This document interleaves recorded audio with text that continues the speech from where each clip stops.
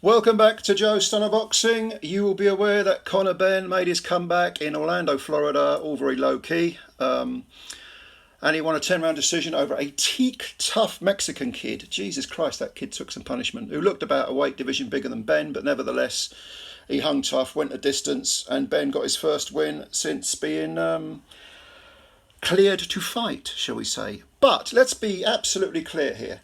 Being cleared to fight is not the same as proving your innocence. No, it is not. And do not believe anything that comes out of Ben's mouth or the avalanche of guff, of Essex boy patter, of BS, of piss and wind that spews out of Eddie Hearn's mouth and has done for the last however many months, nearly a year now, isn't it? Eddie Hearn is talking crap. It is not the same being cleared to fight as being proven innocent. Absolutely not. Two different things, definitely. All right. And Eddie Hearn recently, as far as September the 4th of this year, when he gave an interview to IFL TV, has been very sort of vocal in insisting that, we need more testing. We need to get everyone on board. And I'll read you a quote, okay? He says, "Put your hand in your pocket." He's talking to promoters and ruling bodies and so on. "And make the sport safer. Don't ever rely on, there's UCAD testing. Look at the stats of how many British fighters are actually being tested under their random program from UCAD. Liam Smith might have been tested once, twice. If he signs up for VADA, he's tested an extra 6 times across the camp." Okay. "You talk about wanting to make the sport safer. You're all complete hypocrites." Okay, heavy words, says Mr. Hearn.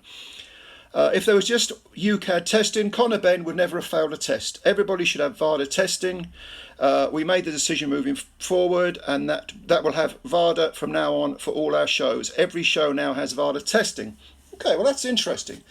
But I think it's fair to say that, well, actually, no, let's not move on. Let's have another little quote from Mr. Hearn. This was when Billy Joe Saunders, who at the time was promoted by Frank Warren, failed a test. And Hearn had this to say. He said, "What is the point of signing up for drug testing if when you fail someone says, 'Oh, don't worry about it, just let him fight'? And that's the argument of, well, it's all right with UCAD. It's totally irrelevant. You've signed up for drug testing with VADA, the best testing agency, in my opinion, in the sport." I repeat, you signed up with VADA, the best testing agency, in my opinion, in the sport. That is what Eddie Hearn said after Billy Joe Saunders, who he would later promote, failed a drug test when he was under Frank Warren's promotion. Now, let's have another little looky at something that happened way back in 2019. There was a fight on December the 20th, 2019 in Las Vegas, and it involved Julio Cesar Chavez Jr. and Demetrius Andrade. Was it Demetrius? Oh no, it was Danny Jacobs, excuse me, not Andrade, it was Danny Jacobs. December the 20th, 2019. Now, Chavez refused to take a test. In fact, the testing agency, this was VADA, the officer turned up. Chavez said, "I'm not doing a test." They waited for quite a few hours, and Chavez just flat out refused to take a test. Okay. So on October the 30th, the Nevada State Athletic Commission placed Chavez on suspension. So what did Eddie Hearn, who was the promoter, do? He went to a more compliant State Athletic Commission, and Jacobs versus Chavez Jr. was contested in Arizona instead. All right. Didn't get the result he wanted in Orlando, Florida. Moves on to Arizona. Okay. Just saying. Right.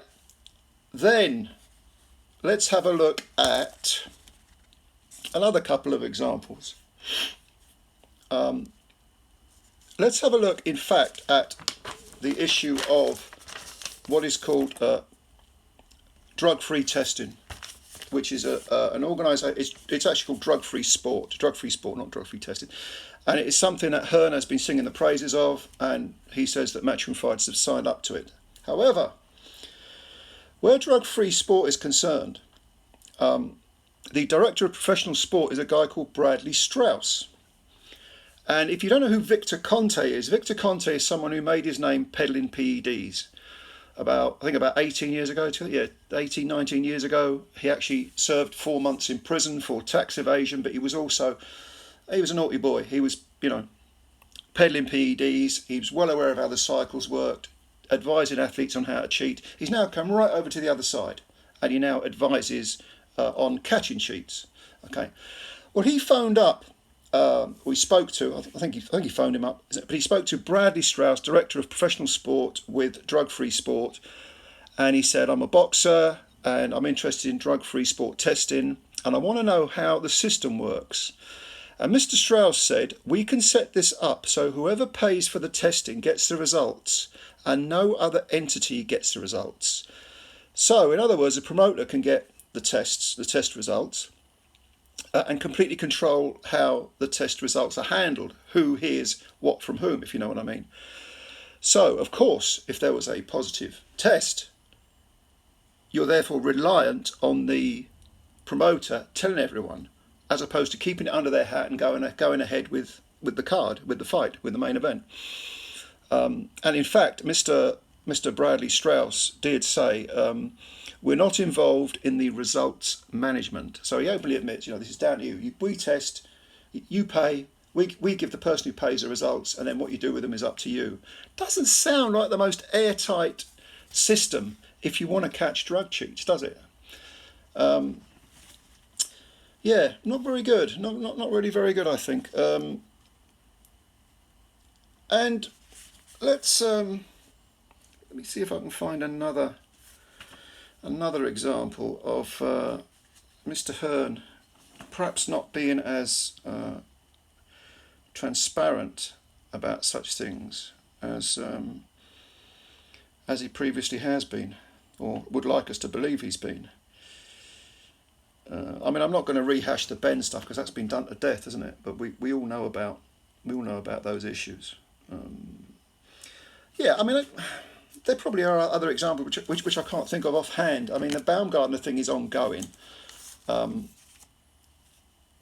point here is that Hearn, with his grandiose statement about everybody being hypocrites, does not have the best track record for proving that he himself is not a hypocrite. And I'm not just talking about the Ben thing. I mean, I mentioned the Chavez Jr. thing, moving from one licensing, from one agency to another. I just think that Hearn is not to be trusted, and probably I'm stating the obvious, aren't I? Because all this, like I say, all this Essex boy stuff, all the yap, the talk everyone to death, skirt my way, skip my way, pirouette my way around the main issue, blind everyone with a lot of pseudoscience, and I think the whole thing stinks to high heaven. And I think before Eddie Hearn starts throwing the word hypocrite around, he's really got to sort out his own stable, really, and his own organisation. So let me know what you think. I know that this subject PEDs has been around forever, or so it seems, but let me know if you've got any further thoughts about Hearn. This video is about Hearn, because I was kind of peeved about that statement that he made. But let me know what you think. Leave your comments below. Subscribe to the channel if you're new. If you like this video, hit the like button as well. Let us know what you think. It's the subject that won't go away, isn't it? But maybe it shouldn't go away. Maybe there is no ultimate victory. Maybe if you want a clean sport, it's worth fighting for. Let me know what you think, and I'll read your comments. Bye for now.